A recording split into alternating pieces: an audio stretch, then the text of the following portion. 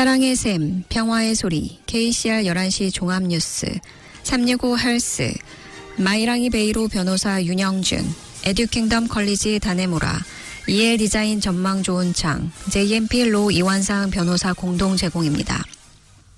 뉴질랜드 뉴스입니다. 차용인 중 다수는 주택 가치가 구매 당시보다 낮아질 수 있으며 잠재적으로 마이너스 자산으로 전락할 수 있습니다. 2020년 5월에서 2021년 8월 사이에 뉴질랜드 부동산 연구소의 하위 4분위 매도 가격은 44만 6천 달러에서 61만 9천 달러 사이였습니다. 올해 8월에는 57만 7,500달러에 불과했는데 이는 2021년 3월 이후의 가격보다 훨씬 낮습니다. 뉴질랜드 부동산 연구소의 중간 가격도 비슷한 경로를 보였으며 2020년 5월에 62만 달러에서 2021년 8월에 85만 달러 사이였습니다. 올해 8월에는 76만 5천 달러에 불과했습니다. 이 수치는 모기지 금리가 3% 미만이었던 기간 동안 저자산 차용자의 약 3분의 1이 주택을 구매했을 때의 가치보다 주택 가치가 하락했을 수 있음을 시사합니다. 개별 대출인이 처한 상황과 어려움의 정도는 다를 수 있지만 이자율이 3% 미만일 때 모기지를 빌린 저자산 대출자 24,244명 중 대부분이 현재 상당한 재정적 스트레스에 직면해 있을 가능성이 큽니다. 그리고 저자산 모기지 대출의 급증은 이자율이 3%를 넘기 시작한 후에도 4개월 동안 계속되어 가장 위험에 처한 저자산 대출자의 총수가 2만 9천 명에 약간 못 미치기 때문에 그 수는 그보다 더 많을 수도 있습니다. 신축 주택은 기존 주택보다 가격 프리미엄이 있는 것이 일반적이지만 일부는 더 높은 사양으로 지어지고 유지 관리가 덜 필요하기 때문이지만 현재 프리미엄은 개발자에게서 구매하든 직접 토지에 짓든 일반적인 수준보다 높습니다. 트레이드미와 코어로직의 데이터를 사용하여 RNZ은 오클랜드에서 중간 바닥 면적이 154제곱미터이고 중간 구획 크기가 600제곱미터인 주택을 짓는데 약 150만 달러가 들 것으로 추정했습니다. 이는 도시 택지의 중간 매매 가격을 기준으로 합니다. 트레이드미의 중간 매물 가격은 98만 6,750달러입니다. 대지가 더 작을 수 있다고 가정하더라도 300제곱미터의 토지를 매수하고 새로 지을 건물을 짓는 데 드는 비용은 100만 달러가 조금 넘습니다. 캔터베리에서 코어로직 데이터에 따르면 토지가 더 저렴합니다. 캔터베리는 중간 면적이 158제곱미터이고 토지 면적이 637제곱미터인 주택을 짓는 데 드는 비용은 98만 9천 달러인 반면 이 지역의 트레이드미 중간 매물 가격은 68만 8,200달러입니다. 비엔제 수석 경제학자 마이크 존스는 기존 주택을 사는 것보다 짓는 데 드는 인센티브가 상대적으로 낮다고 말했습니다. 전국적으로 기존 주택의 가치에 대한 최신 추정치는 78만 5천 달러였고 신축 주택은 82만 7천 달러였습니다. 타운하우스의 경우 차이는 60만 9천 달러 대 74만 4천 달러였습니다. 약 2만 4천 가구가 가장 큰 모기지 상환 증가에 직면할 가능성이 높으며 모기지 상환액이 더 높은 이자율로 인해 주당 평균 약 250달러가 증가했으며 일부는 마이너스 자산으로 전락할 가능성이 높습니다. 가장 큰 영향을 받는 사람들은 모기지 이자율이 3% 미만으로 떨어진 2020년 5월에서 2021년 8월 사이에 모기지를 빌린 사람들입니다.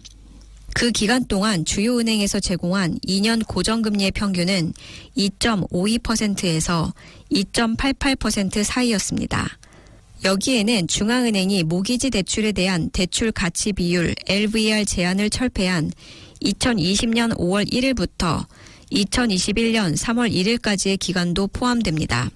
이는 매우 돈이 쉬운 시기였으며 중앙은행에 따르면 2020년 5월부터 2021년 8월 사이에 39만 7,564건의 주택담보대출이 승인되었습니다.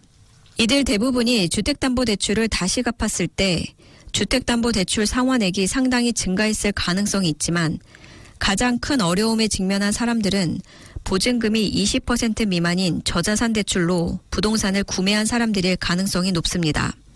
중앙은행 수치에 따르면 2020년 5월부터 2021년 8월 사이에 24,244건의 저자산 주택담보대출이 승인되었으며 평균 가치는 49만 761달러였습니다.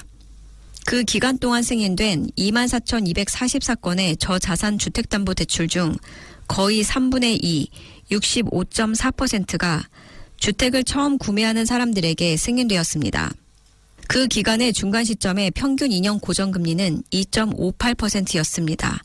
평균 주택담보대출 규모인 49만 760달러에서 주당 평균 주택담보대출 상환액은 526달러가 됩니다. 평균 모기지 금리를 올해 8월에 2년 고정 평균 금리인 6%로 인상하면 주당 모기지 상환액이 주당 769달러로 늘어날 것입니다. 차용인 중 다수가 모기지 상환을 위해 주당 242달러를 추가로 찾아야 할 수 있습니다. R&G의 인터뷰쇼에서 A&G 최고 경영자 안토니아 와스는 자본이득세 부과 시기가 왔다고 말했습니다. 와스는 이 나라에서 사람들은 자본이득을 얻기 위해 주택에 투자하고 있으며 그것이 목적이라면 왜 그것을 세금의 일부로 삼지 않는지, 실연히 이익에 대한 양도소득세가 있는지 반문했습니다. 그녀는 은행에 돈이 들어오면 세금을 부과해야 한다고 말했습니다. 노동당은 2014년 선거에서 주요 변화의 일환으로 자본이득세를 공약으로 내걸었지만 참패했습니다. 그 후 정부에서 총리 제신다 아더는 다시 한번 자본이득세를 고려했지만 결국 그녀의 리더십 하에서 배제했습니다. 작년에 당시 세무장관이었던 데이비드 파커가 마련한 재산세 계획은 당수 크리스 힙킨스에 의해 폐기되었습니다.